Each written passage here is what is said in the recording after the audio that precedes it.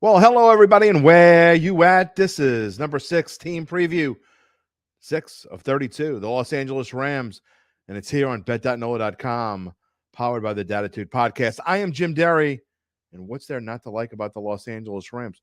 They just won the Super Bowl. Oh, wait a minute. You said that wasn't last year? That was 2 years ago?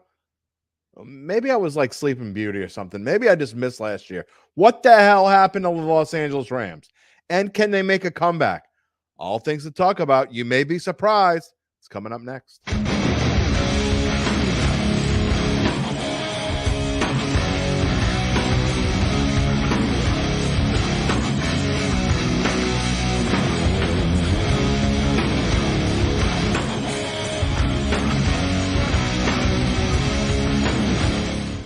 Okay, so the Los Angeles Rams, they are not coming off the greatest season in team history.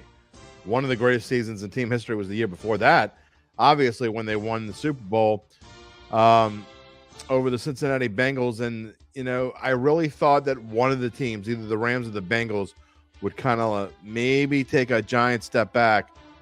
Well, I was wrong on which one it was. I really thought the Bengals would take a little bit of a step back and the Rams would be the ones that would kind of stay even-keeled. I didn't think they'd win the Super Bowl again, but I thought they would be up there hanging tight with the 49ers all the way through the season. It never materialized.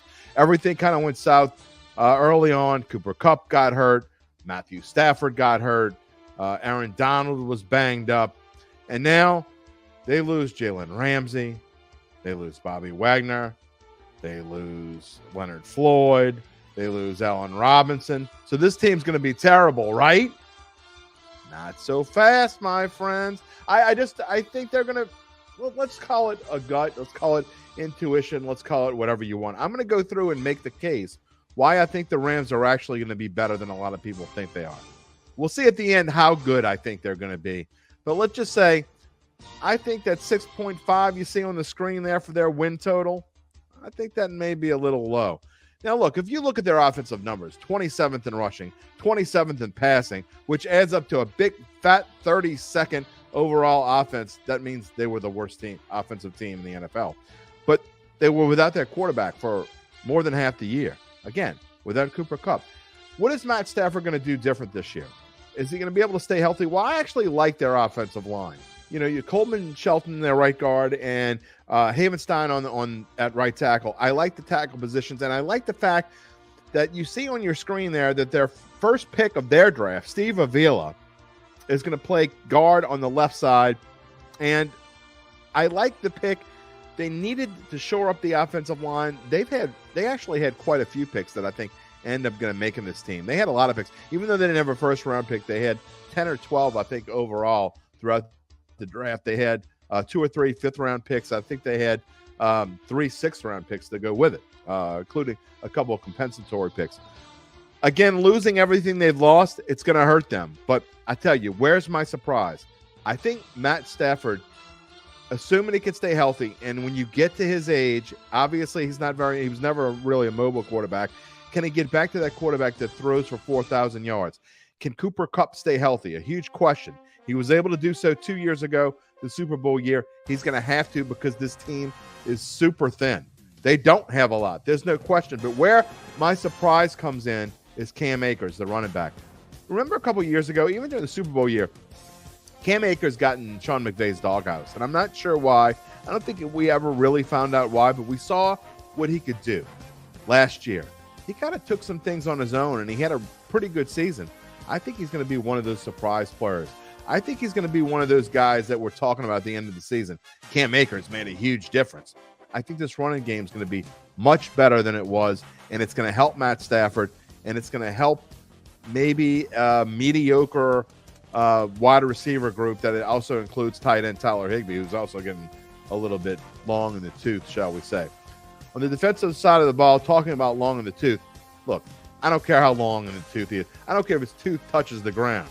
Aaron Donald is still the man. And until he proves that he's no longer the man, somebody's going to have to knock him off that pedestal because I think he's a stud. And look, they got a linebacker, a guy that on the edge that's going to be able to force a lot of pressure also in the draft. Kobe Turner, this guy is massive. and he's going to make a big difference for defensive coordinator Raheem Morris. Speaking of Raheem Morris, he's going to get another shot at a head coaching job. I don't know if he can pull this more. You see that number down there, 19th. They were 19th in defense last year with all the problems that they had. If they can get that up, and I know you're saying they lost Ramsey, they lost Floyd, they lost Bobby Wagner, who's also getting older. I still think they can be pretty good. Surprise team, the Los Angeles Rams. We're going to go to the schedule, and we're going to see why I'm a little optimistic. Now, look, you look at the first 3 games, the first 4 out of 5, really. This team easily could be 1-4 after the October 8th game, but I think they're going to pull one of those out. I think they're going to give you a surprise win, maybe the opener at Seattle, maybe it's San Francisco that's still in turmoil early on. But let's say they go 2-3. They get through that early tough stretch, including a Monday night game at Cincinnati, 2-3. Then they got Arizona. That should be a win. Pittsburgh easily could be a win at home. At Dallas, at Green Bay. Maybe you call one of those wins an upset. I'm not sure whether there would be or not. And then they get a nice spot for a bye week, right at week, 7, 8, 9, 10. Week 10 is a good spot for a bye week right in the middle of the season. Come back. You got Seattle, a team they can beat, at Arizona, Cleveland, at Baltimore, Washington, the Saints on a Thursday night. I don't like the fact that they go on the road on New Year's Eve and the last 2 games of the season, as a matter of fact, playing at the Giants and at San Francisco. But all of that being said, I don't think that schedule's that tough. Hence, it is the 16th toughest schedule in the NFL, which means it's right smack dab in the middle. Prediction, please. Here comes the surprise. I've been kind of leaning towards it the whole show so far. I think they're going to go 8-9. I think there's a chance they go 9-8, which may, and here's another surprise, that may be good enough to win this division. First of all, my big bet, and I rarely do 2 bets. In fact, I think this may be the first time I've done 2 best bets with one team in 3 years. But I like the over 6.5 wins. In fact, I love the over 6.5 wins. And then I think a couple bucks on value. I think the Rams will finish second, Jim Derry. Well, I mean, San Francisco and Seattle clearly are going to finish 1-2 in this division. It might even be Seattle. It might be San Francisco. We don't know, but they're definitely 1-2. You wait and see what I have coming up. I told you we're going to have some surprises. All of that would not surprise me at all if the Rams won this division. And I don't necessarily think they're going to, but I think that is fantastic value, plus 850 for the Rams to win this division.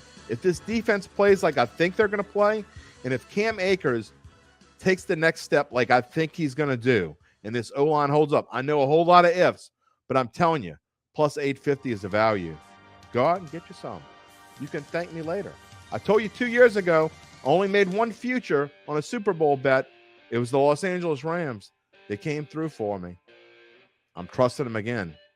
I love the over 6.5 and a couple bucks as I go for Clem. That means it's time to stop talking on the win the division. Tomorrow, it's the San Francisco 49ers. We'll see what we have in store for them. They are kind of a mess, aren't they? We'll find out tomorrow.